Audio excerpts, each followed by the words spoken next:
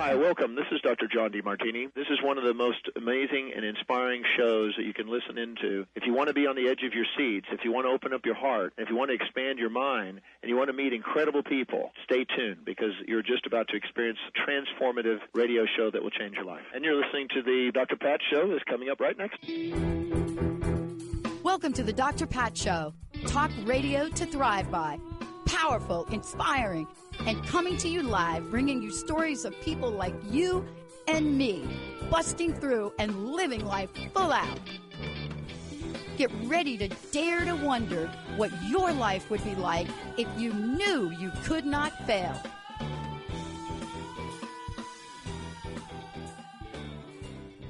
Welcome to the Dr. Pat Show. It's so great to have all of you tuning us in and turning us on. We had a great guest for you today.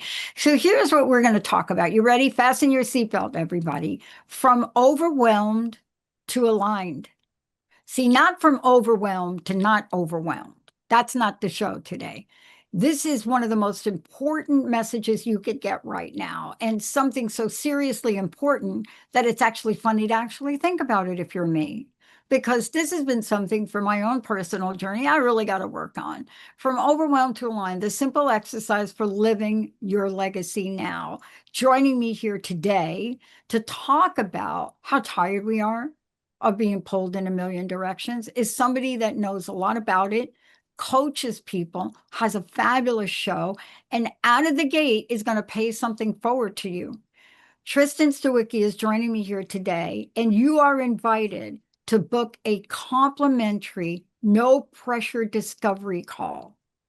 See, I love this because it's not just about showing up and having a conversation about this. It's about being of service for that which we hold in our consciousness, and that's what Tristen does. You can go to musingsandmodalities.com. We'll tell you more about that. Joining me is this amazing coach, astrologer, intuitive healer, and so much more. And somebody that knows how to talk about this. Why? Because every day, Tristen is working with people like you and me to help us get that alignment in place. And yet, here we are, spinning our wheels, little hamsters, rolling right along and wondering why we ain't getting anywhere. Tristen, it's great to have you. Oh, I'm so happy to be here. Thank you so much. Great topic. I want to come out of the gate with something interesting about this, right? Sometimes we don't know it, but we feel we're never going to make our dreams. We're never going to reach them. We have a vision. But especially with women right now, on the last show, you know what, I mentioned something important. Close to 750,000 women lost their jobs last year, compared to about 75,000 men. That's what my friend gave me as a number. But that's only the tip of the iceberg. That's part of the story. You know, you're working with people that are tired of being pulling in different directions, but that also have incredible potential, the ability to achieve far beyond our limitations. So I want to ask you this question. What is the single biggest lie that us people over 30, I'm a little bit over 30 are still being sold about the life of their dreams? I mean, with your skincare, it's only a little bit over 30. Yeah, there we go.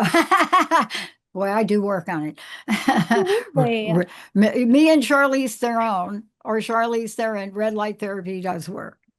Love that. Yeah, absolutely. So really the lie is really the life of your dreams is static. And what I'm backing this up with is I've spent, over a decade working in startups. I know potential, right? All of the startups I worked for, either during my time there or after, were acquired for large sums of money. And so I come from a place of experiencing this in the corporate world and in the coaching world. And we're treating this life of our dreams as a checklist, right? We're saying find the perfect partner, find the dream career, find that incredible closet full of designer clothes just waiting for you to kind of pick it up, right? And when we treat it like that checklist, we really lose a lot of the joy of life. And we're losing really the point of life, which is that the life of our dreams changes and grows with us. And that's such, I really want to sit with that and make sure the audience kind of feels that, because what a beautiful opportunity. It's not something that, we can achieve at 30, 45, 55, where it's like, oh, we did it. And it's like, no, no, there's so much more to life for us at all ages. And also, as we evolve, as we hit those things that are important to us, what our values are may shift, what we want in our day to day may shift. And we may find that the things that we held as dreams, weren't exactly what we wanted or needed. It was kind of a stepping stone. And so I really encourage everyone as you think about kind of your dream life to stop treating it as that checklist and really think about it as more of what you're building in that beautiful legacy. Yeah, you know what I'm really struck by? Okay, so I'm going to go a little pop culture on you if you don't mind. Please. Okay, so Hollywood was talking about the dilemma they were facing. Okay, what's the dilemma? Oh my gosh, people aren't going to go to movies. La la la la la. We can't make comedies anymore. We la la la. That. And then somebody smart enough to realize that's not true. And they do a movie, a sequel to a movie that was so good that people say, do not do a sequel to a great movie, except if you're going to. So, Devil Wears Prada 2, the sequel, out boosted for the next this weekend, beat Mortal Kombat at the box office. Now, why am I bringing this up to you? Because this is what we're talking about, especially about women. This is what we're talking about. So, what does this movie do that contradicts a lot of stereotypes? One, powerful women can have a heart. Two, there are ways to get up the ladder that maybe some people have to really face and face themselves. Three, you can have an almost happy ending. And four, you can make a movie where the star of the movie is over 60 and it still makes a lot of money. Why? Because what we're talking about is an a checklist that isn't a checklist, but is an aligned vision of each of the people that were responsible for that movie to come forward and live it. How did they do that? Yeah. It's what a beautiful choice, right? Everything had to align for those, actors, those incredible, profound careers that they all have to be like, yes, this is enough for me to say we're going to have high visibility. This is a full body yes that we're getting to. This hits everything we're looking for. That's such a beautiful example. Thank you for sharing that. Because especially when we look at women in Hollywood, which is, a really challenging industry, not only for the reasons of the long hours and things like that, but the picking apart of appearances, right? And as so many of us are online on podcasts doing interviews, I think we get elements of that where we are have experiences where we feel very seen. And when visibility is a part of your legacy, figuring out how you can do it inside your values is so important and so key. It's like for me, I don't run my own social media. I need kind of a firm line, right? Right? You find people that are heart-centered that help you, because it's just Yeah. for me, it's not helpful for me in several ways. But I still want to have my heart at the core of the messages that I'm Yeah. sharing and bringing to the world. Yeah. The other thing they really caution me, I think Jessica may change my password like on a regular basis, so I don't do it. But I am going to start to post more because I realized in this year, especially not sure what it's about, that there are more things that I want to say. And I want to talk to your point about tough love because I asked myself the question, why am I not out there more? Right? I mean, you could fill in the blank however you want with that. But what is it that's going on with me? And what we find a lot of times, and I hope you can talk to this, I think it's women more than men, but I don't know, that there is this innate ability to prioritize people pleasing over what we really want. Absolutely. How in the world did we get there and what do we do about it? Yeah, there's several things we can do. So I have this incredible client, I'll call Ellie, right? Because I never, sharing openly kind of her story. But she found that she had kind of experienced this life through insomnia and misery and anxiety, kind of those blobs, right? We were talking about at the top of the show. And she had kind of completed the checklist for her life, and she found that her kind of successful career, her successful marriage, all of it felt really soul crushing. Like it really kind of sucked the air out of the room for her because she felt trapped and paralyzed.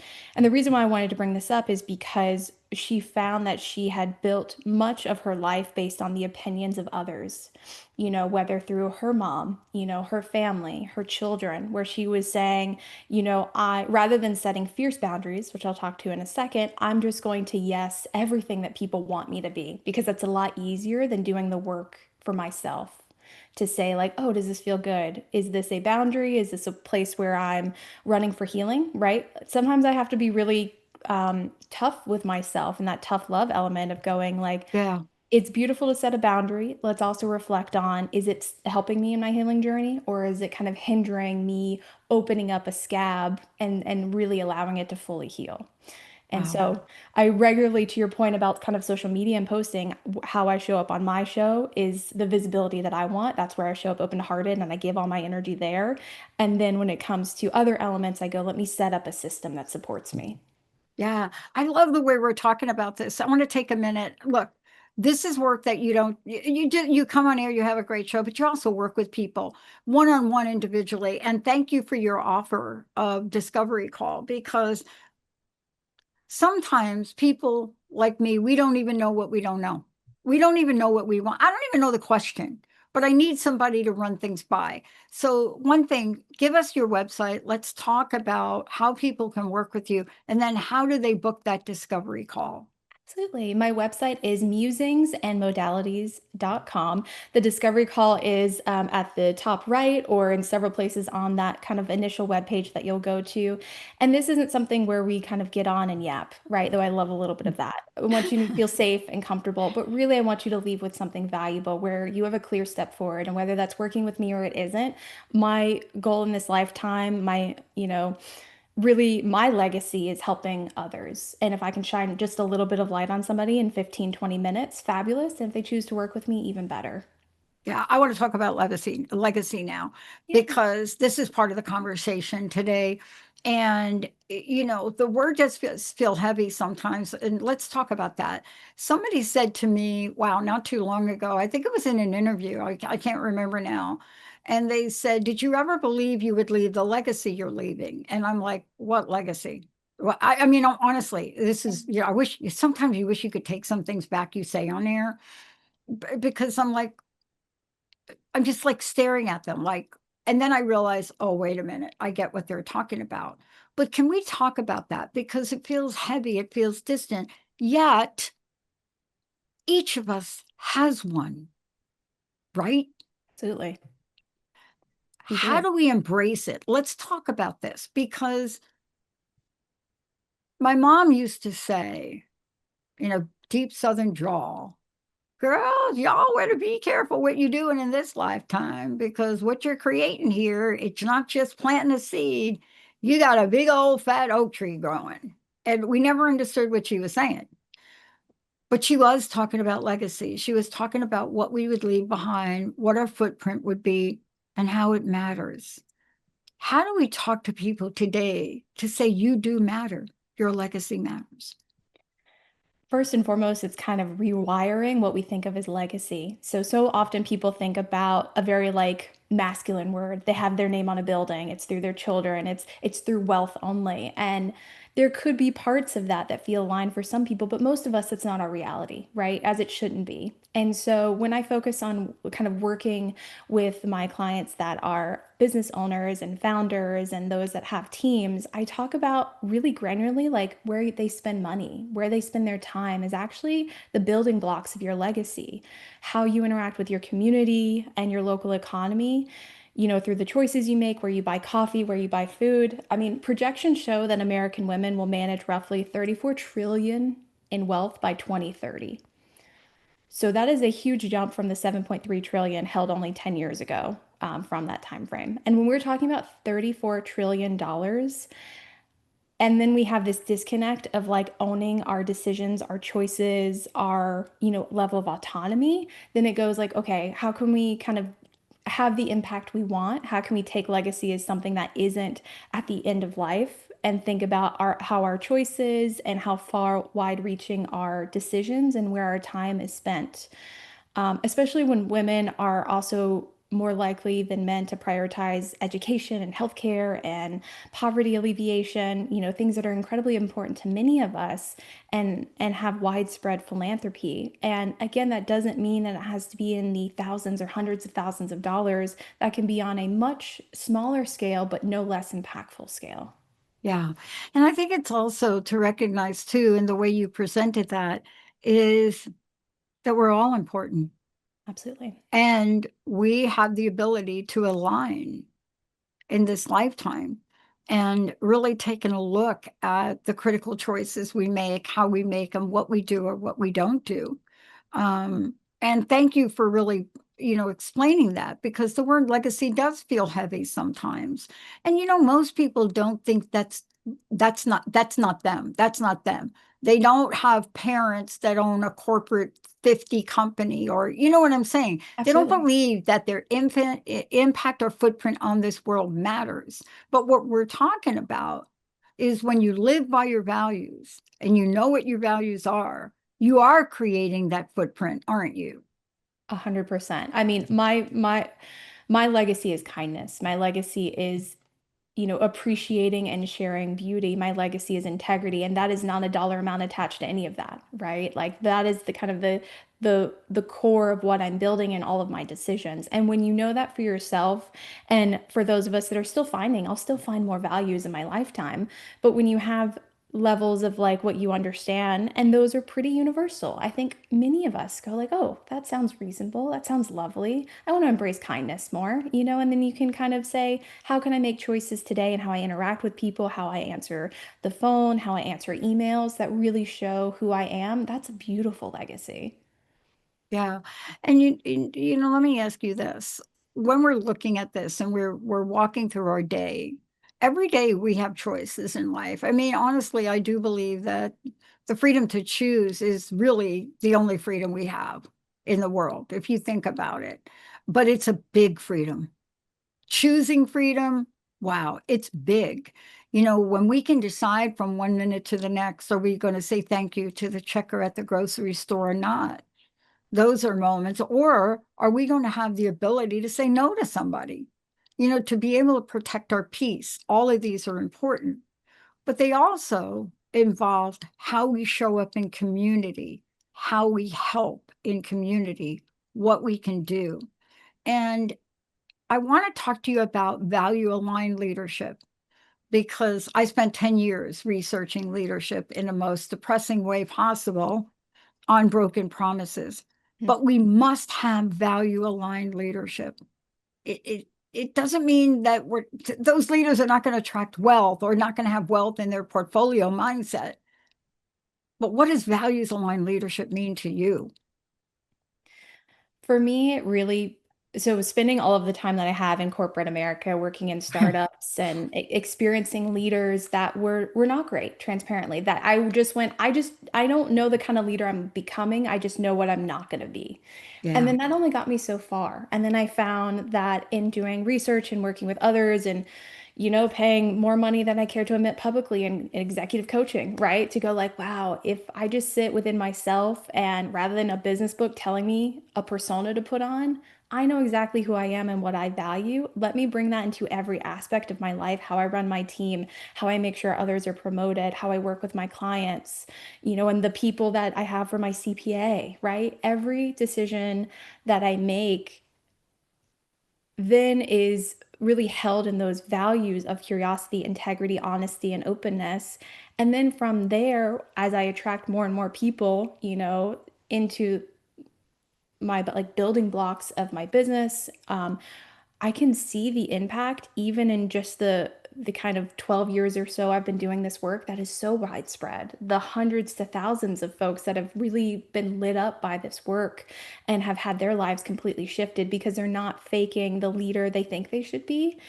And then not only are the business sectors that they're growing with growing, they're not burnt out and pretending all day, which what a yeah. nightmare to have to put on a mask. we all have done it. If we've worked in those situations, I did. I got a 25-year career in corporate and then another 10, 15 years in consulting. I'm not sure which one burned me out more. The corporate one, I think the consulting one, because it was a little less stable, Yeah. right? But part of that is we get to look ourselves in the face. I know I did one day, and I drew a line in the sand about what I was willing to do for money and what I wasn't.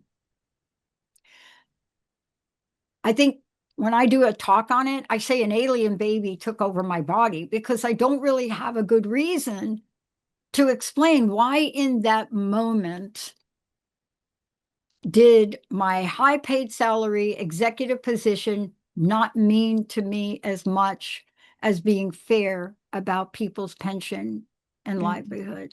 So I want to ask you this question. Those are pivotal moments.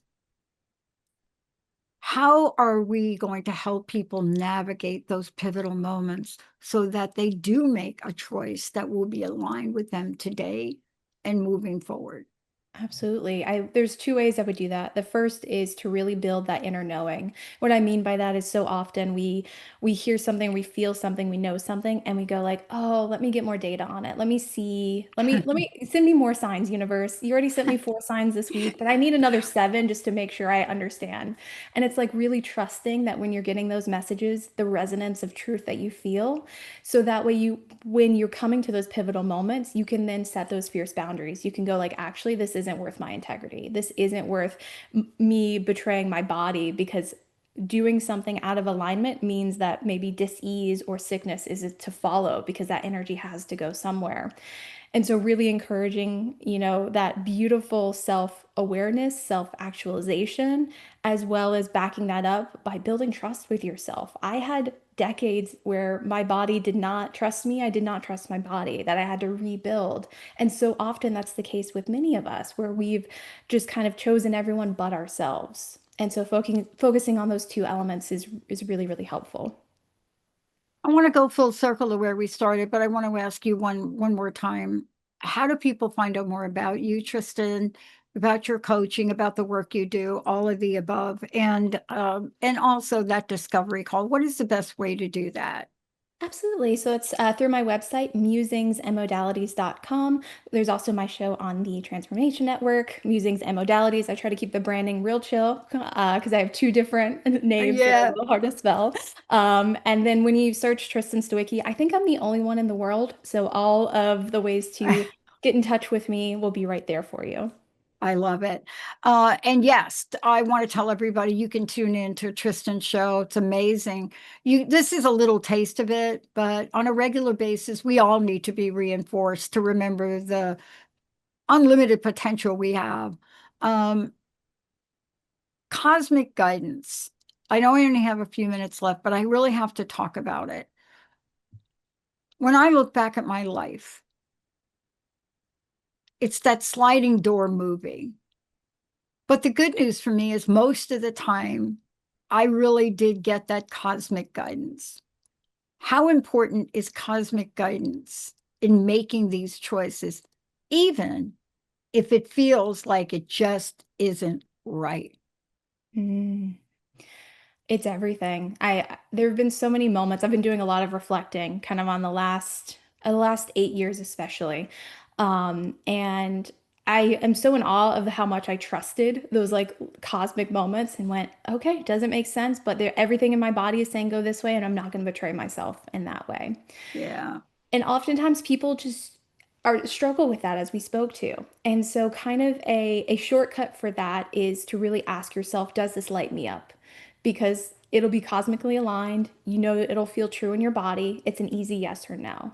And so when we think about ways to kind of uncover our core values, to uncover those pivotal moments and the decisions we've made, really think about it, whether or not something lights you up. And then if it doesn't, release it, right? See how you can delegate it. See how you Mm. can remove the energy you're spending time on, because we talk about money so much, but money's energy, right? And if Oh, we yeah. treated our energy the way we treat our money, like how beautiful the world would be and how in alignment we would all be. And so I just wanted to really share that simple, like, does this light you up, is kind of my North Star. And I found it such a helpful North Star for my clients as well.